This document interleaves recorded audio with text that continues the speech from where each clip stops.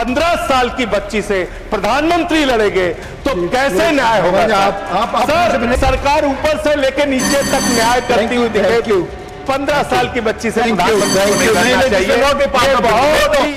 मान्यवर, जिस तरह से देश में अपराधों की संख्या बढ़ रही है, हत्या, लूट, बलात्कार, जमीनों पे कब्जा करने की घटनाएं बढ़ रही हैं, उसी प्रकार से जजों की भी संख्या बढ़नी चाहिए और कोर्ट्स की भी संख्या बढ़नी चाहिए, कोर्ट रूम की हालत भी सुधरनी चाहिए।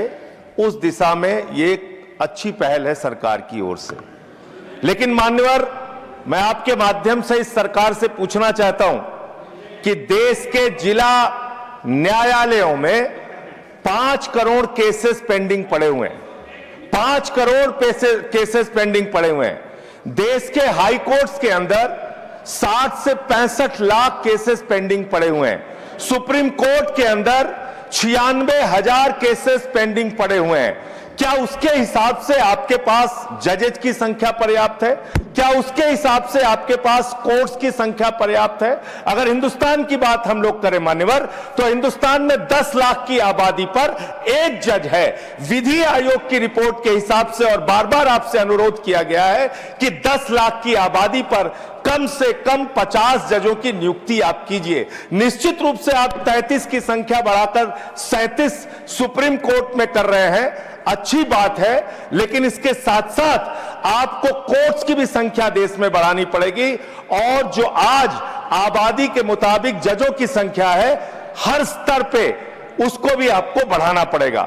मान्यवर, मैं आपके माध्यम से यह सरकार से पूछना चाहता हूं, कांसीराम जी का नारा था, जिसकी जितनी संख्या भारी उसकी उतनी भागीदारी।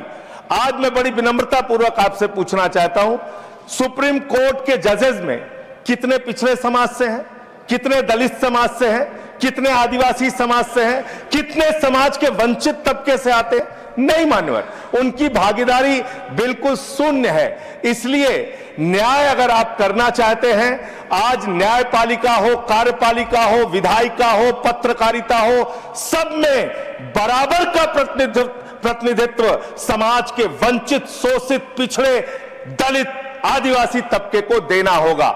इसके साथ साथ मैं अनुरोध यह भी सरकार से करना चाहता हूं, न्याय की स्थापना तब होती है जब ऊपर से लेकर नीचे तक न्याय करता हुआ दिखे। लेकिन बड़े अफसोस की बात है, 15 साल की बच्ची से प्रधानमंत्री लड़ेंगे तो कैसे न्याय होगा?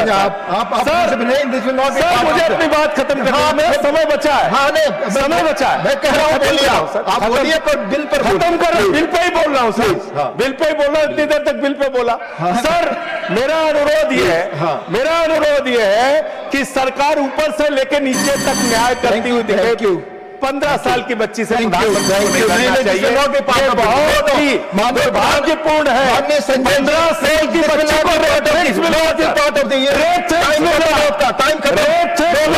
15 साल की बच्ची को कैसे करेंगे? धन्यवाद।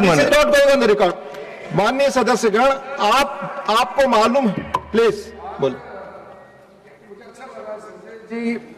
संजय सिंह जी पहली बार किसी गवर्नमेंट बिल को समर्थन दिया है और अच्छा पहल है बोला है, अच्छा लगा। प्लीज, झूठ सब संसदीय है, झूठ संसदीय है। संजय जी बैठ जाइए, आप बैठ जाइए, उन्हें बोलने दीजिए।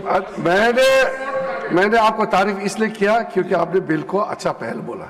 दूसरी बात, उन्होंने SC ST रिजर्वेशन जुडिशरी में बताया, ये अपॉइंटमेंट नोटिफिकेशन सरकार जरूर करते हैं, नाम तय तो कॉलेजियम करते हैं। वहां SC ST का नाम अगर कॉलेजियम नहीं भेजेंगे, सरकार अपने आप से नाम ढूंढ करके अपॉइंट कर नहीं सकता है। इसलिए कहीं गलत मैसेज ना जाए कि सरकार SC ST का अनदेखा किया गया है, गलत मैसेज ना जाए, इसलिए मैं स्पष्टीकरण करने के लिए खड़ा हुआ। धन्यवाद।